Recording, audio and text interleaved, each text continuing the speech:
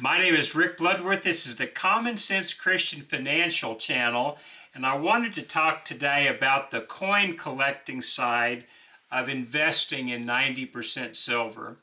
Now, most of us who have been investing in silver run across 90% US coinage from time to time. As a matter of fact, a lot of people, that seems to be their favored area of stacking. I had several questions in my last video about specific types of coin collecting when it came to 90% silver. So I thought I'd talk about that for a little bit today. I really don't think this is going to be of much interest to those of you who are looking at silver strictly as a bullion investment. But for those of us who have a collector's side, I think this might be of some interest. And so I thought I'd first talk a little bit about how I got involved with coin collecting. I started when I was probably a little boy. I would imagine about 4 or 5 years old, and my mom had one of those old sewing machines that had the bobbin holders on the side, and I can remember stacking pennies in those little bobbin holders, and I would try and sort them by the date, and it was really interesting to me. Well, the reason I mentioned that is because that kind of got me going in collecting pennies when I was a little boy, or at least saving different types. I can remember going with my mom to the grocery store. I don't know if you remember those little pocketbooks they would have at the edge of nearly all of the cash register aisles, but they would have just various types of books, and one of them that I picked up one time was on a coin checklist. And it just showed all the different coins that had been minted in probably since the 1890s, and it had a little checklist beside that. Amazingly, there weren't that many coins that were produced between the 1890s and the time I was a little boy, so the book could be relatively small, and in fact was. Well, for those of you who collect coins now, you realize that they have made so many modern collectibles today that it seems like there's a coin for every year. As a matter of fact, in the area of state quarters, there's 5 or 6 state quarters just about every year since they started producing those, I think in 1999. I wouldn't really put that in the category of a numismatic collection or a collection that's going to ever be worth much of anything, because they made so many hundreds of millions of these coins. But getting back to the 90% coinage, I didn't really start collecting coins for a number of years later, but I did buy different coin collecting magazines. There was a Coin News magazine and a Coin Age magazine. I can remember picking those up from time to time when I was a teenager and thinking about how neat it would be to own some coins from the Civil War era. Well, when I became a young adult, I started investing in silver in the form of bullion bars and U.S. sovereigns and things like that, starting in 1986. But I didn't really start collecting 90% coins until the year 2002, when I got an eBay account. Now, some of you have done this probably just like I have for a number of years, and if you started closer to that time, 2002, it was a little bit easier time to find some pretty nice collectible coins on eBay for fairly reasonable prices. For one thing, there weren't a lot of people who used that particular platform yet, and for another, there weren't a lot of counterfeits on eBay in the early years. Now today, most of us who collect coins recognize the fact that there's a lot of counterfeits, including coins which have been slabbed by a grading party. But again, it was probably 2002 when I started shifting my silver accumulation from just strictly bullion coins and bullion bars to 90% silver. That which was made for circulation, that was minted in the year 1964 or earlier. I realize there's a number of proof sets today that are in 90% silver. I wouldn't consider those as collectible because they made them in such high numbers, and so there's not a whole lot of value over the bullion value, although a lot of times they're sold for a whole lot more than just the value of the bullion contained in that 90% coin. I've kind of avoided that through the years. As a matter of fact, when I actually do buy some of the modern 90% silver, I nearly always have to sell it at a discount. And so I want to limit the discussion to those coins made in 1964 or minted in 1964 and prior to that. I've invested in a number of these coins through the years, everything from coins that were made in the 1790s and early 1800s, all up into 1964. But most of what I have purchased through the years has just been something that I was buying in the category of so-called junk silver. Now I realize that 90% silver, it's awfully hard to call it junk because right now it typically sells between 32 and 34 times face. But again, it's that category that a lot of people refer to as junk silver. I think it's a little silly to call a precious metal junk, but if that's what you want to do, that's all the better for me, because if people are selling their 90% as junk, sometimes you can get some good bargains. And this is where I really got into the numismatic area of coinage, specifically 90% coins. And that was just buying collections off of eBay for their silver value. I would resell them to our local coin store, and they would typically resell them to their customers at a little bit higher fee than that. But every once in a while, as a matter of fact, on fairly regular occasions, I would come across coinage that had a much lower mintage than your typical 90% silver would. And I would always kind of cherry pick that and save that.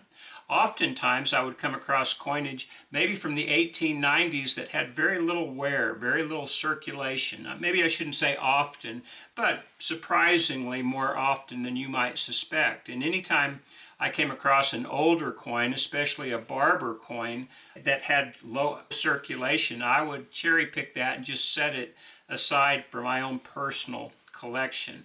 I wanted to also talk about the Barber series. The Barber series is one I had one of the viewers ask if I would talk about that specifically, and I was glad they did, because this is one of my particular favorites. And I've bought a number of different coin books through the years that talk about it. This particular one is called A Guidebook to Barber Silver Coins, and it's by Q. David Bowers. He really is the modern day expert, I believe, in Barber coinage. And this particular book has just a treasure trove of information. He talks about what was going on the years that this coin was minted. By the way, the Barber coinage, consisting of dimes, quarters, and half dollars, was minted between 1892 and 1916. It's a fairly older series, but it's also one that can have some value. I picked up through the years an 1895 O, several 1897 O Barber dimes, and some of them in fairly good condition. And if you know anything about this series, you know that when you get a dime of that rarity, that you're looking at something that can be worth hundreds of dollars and up from that. And so it pays to look through your coinage before you just throw it into that so-called junk stack, because you might have a jewel within there. Most of them were produced in a high enough quantity to where you can actually collect all of them if you would like them, except for, of course, the 1894 S and some of the proof coins from the Philadelphia Mint. But here's what we have as far as the Barber coinage, and this will start to show you why it's nice to be able to collect some of these things. In the Barber series, consisting of dimes, half dollars, and quarters, there were 73 Barber coins minted, different types of Barber half dollars minted between 1892 and 1916, different dates and mint marks, that combination. And there was about 136 million of these half dollars minted. But according to David Bowers, there may be something along the lines of less than 1% of those coins remaining. Now, when I was talking about the amount of 90% coinage remaining today, I gave a figure of about 25%, which seems to be a fairly well agreed upon amount that's remaining for all the 90% coinage from the Barber through the Kennedy half dollars in 1964.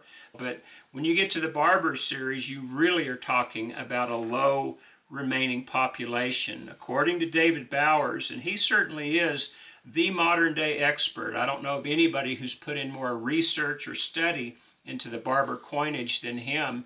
And he estimates the total of what's remaining. And let me just give you an example.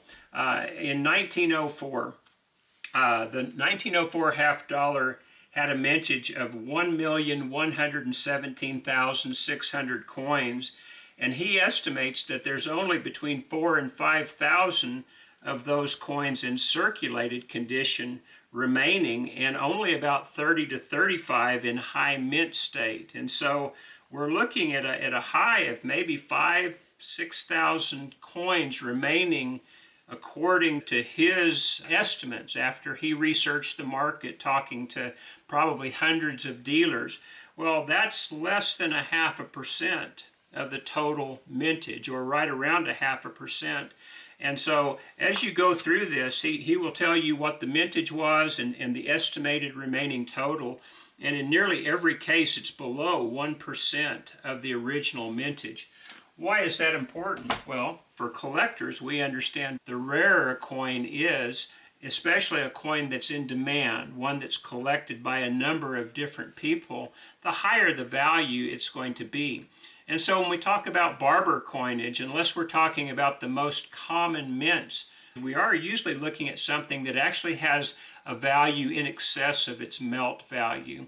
And that's important because if you're buying these coins and you find some Barbers mixed in and they're not in bad condition, you very likely will want to pull those out and save them for your collection, whether you collect them or not. Because if silver goes way down, those Barber coins are probably not going to go down at the same pace. And they will always at least have bullion value, and usually significantly more than that. And so in this Barber series, in the half dollar series, there were 136 million total, approximately, minted out of the 73 separate Barber half dollars. The Barber quarters, there was a total of 748 million minted. And in the dimes, there was a total of about 504.5 million of the dimes minted. And yet for each one of these series, the Barber dimes, the Barber quarters, the Barber half dollars, according to David Bowers, the estimate is less than 1% of these coins remain in any condition. Now, you and I know that there's always different coin hoards being found. There'll be people who have been storing them in safe deposit boxes, or somebody will come across a grandparent's collection that they didn't know existed. And I'm sure that's significant enough to where it adds to the total. But still, when you're looking at something that's beginning at about 1% of the remaining population, you're probably not going to double that. And so we are looking at something that does have a rarity factor. And so this is the fun part now of the 90% investment when we talk about silver, is there's something of a treasure hunt aspect to it. Once you've bought your 90% coins, you can kind of pick and look through them, and every once in a while you'll find something that's fairly interesting. When it comes to the silver half dollars, the Barber, there was 136 million. The Walking Liberty series was the next, and there was a total of 485 million of the Walking Liberty coins. Many of these were under 1 million in mintage, and of course so many have been melted down that it's far less than that. Even the modern day Franklin mintage had a total of 466 million mint for the 35 coin series. These were minted between 1948 and 1963. And with the exception of the 1963D that had, I think, over 60 million coins minted that year, most of the Franklins have a fairly low mintage. And then we came to the John F. Kennedy series in 1964. they were minted as 90% silver, and there was 429 million of those coins minted, and so many of them were saved in mint condition because it was a special coin that you're really not going to see a lot of extra value for these, even if you have them in brilliant uncirculated condition. But my point is that there's just not that many to begin with in several of these series, especially the Barber series. And because of that, we can find some diamonds in the rough if you know what you're looking for. There's a couple of other things that I would really encourage you to do. If you have an interest in collecting old coins, make sure that you know what you're getting into. I looked at old coins starting probably in the 1970s, buying magazines and reading about them and looking at them, and yet it wasn't until the year 2002 that I seriously started to invest in them. And so I had quite a bit of background in it, and that kind of safeguarded me against getting involved with certain coins that looked too good to be true, especially on eBay. People would advertise them as a certain condition, and they'd turn out not to be that at all, or they'd turn out to be counterfeit. I remember I bought an 1893 S Morgan silver dollar one time, and it turned out to have an altered mint mark on it. They put the S on it. I don't know if a jeweler had done it or who had done it, but it was obvious that it had been done, and so I just sent it back. I got my money back, I think, through eBay,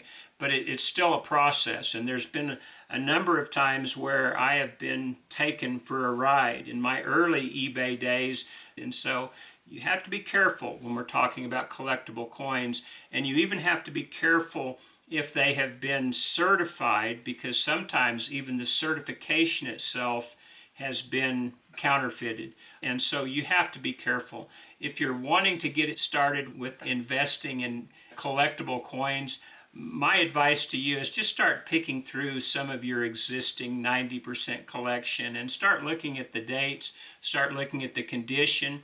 Get yourself a good book. I like the blue book. I get a new blue book just about every year. The blue book is different from the red book. The red book gives you the retail value, the value that the coin dealer wants to sell it to you for. The blue book is going to give you a value that a coin dealer would sell it to another coin dealer for, and those are significantly different prices at times. I like the blue book because I know that if I buy a legitimately graded coin that's not counterfeit, that it's very likely worth what it says it's worth in the blue book, or even a little bit extra. But again, I just thought I'd talk about that a little bit today. I have found that coin collecting is probably the most enjoyable part of investing in silver.